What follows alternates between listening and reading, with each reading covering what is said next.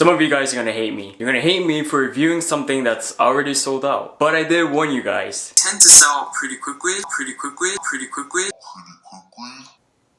Welcome to Moonshot, my name is Eric. Today we're going to take a look at the Mako V3, which is a relatively new release by Zelos watches. Now I've tested and reviewed a couple of Zelos watches on the channel before, like the Swordfish and the Hammerhead 2, but the Mako V3 is arguably the best out of the three in my opinion. I just happen to like it the most.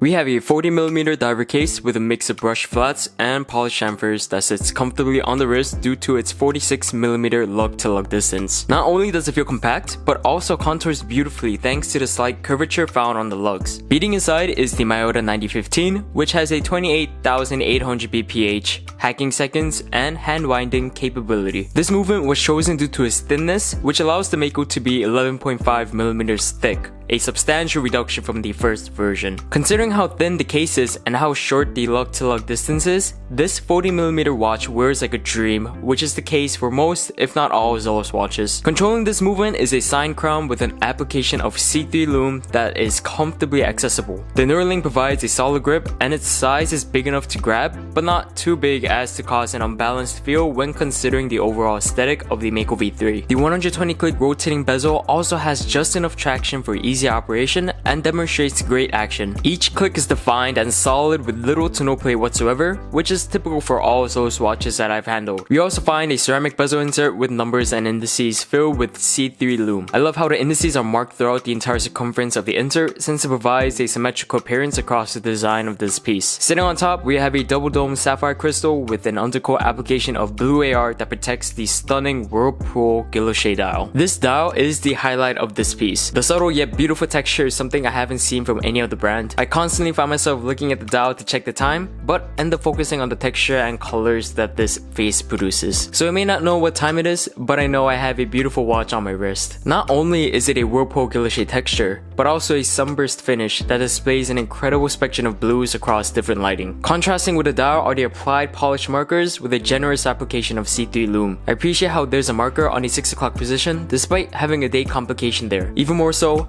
I love the fact that the date wheel itself is in a matching blue so it doesn't interrupt the flow of this style. The shape of the hands also pairs perfectly with the overall look. We have polished, slim, C3 lume filled hour and minute hands that are easy readable and take up a small real estate. The second hand is in a contrasting yellow and filled with BG99 lume, which is also the case for the chapter ring. Combination of C3 and BG99 lume is a characteristic that we find in all recent Zelos watches. The execution of the Mako V3 was carried out almost perfectly.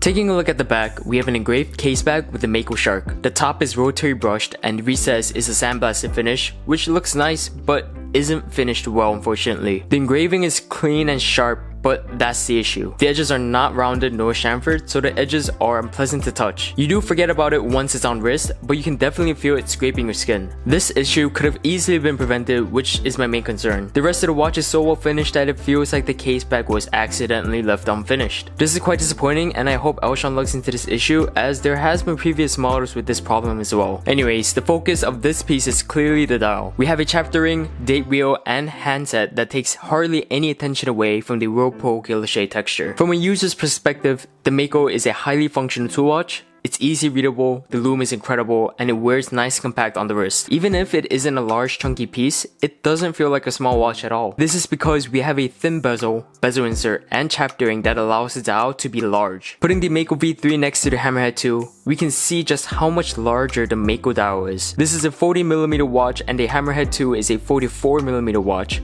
But from appearance alone, neither of these look small. The advantage of this is, it's that much easier to read the time, and from an aesthetic point of view, we get to see that much more of this beautiful texture dial. So let's talk about some of the accessories that come with this watch. You get the wooden box, the leather watch roll, a rubber strap, a Horine leather strap, the bronze or brass warranty card. Now you can purchase the bracelet afterwards for $49, which is a real shame because I would have loved to see this watch included with the bracelet itself, but I also understand because if you had the bracelet, it would have increased the price. So at the launch price of $369 US, is the Mako V3 worth buying? Even though you can't get this watch anymore for that price, I absolutely think this watch is worth it even at the full retail and slightly markup that you find on the secondary market. From the start, the Mako V3 was sold sold out. All the models were gone basically from the Zelos website, and this watch actually never made it to the full retail price. Anybody that got this watch for the launch price, I think got a really good deal. I can't wait to see what else is planned for 2020, and there are a few sneak peek of what is to be expected if you are on the Zelos Timekeepers Facebook page. And there is kind of like a cult following for Zelos watches, so if you hear about a new release and know when it's gonna come out, I really recommend that you jump on it. These watches will sell out, so you really have to act quick. Anyways, thank you so much for watching. I hope you enjoyed this review. If you did, please make sure to give it a thumbs up,